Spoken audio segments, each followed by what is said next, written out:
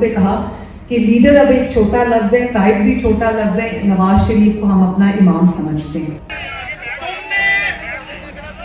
शहबाज शरीफ को नहीं, तुमने पंजाबियों की इज्जत पे हाथ, इसको नहीं, पंजाब की खिदमत को आपने सलाखत किया है।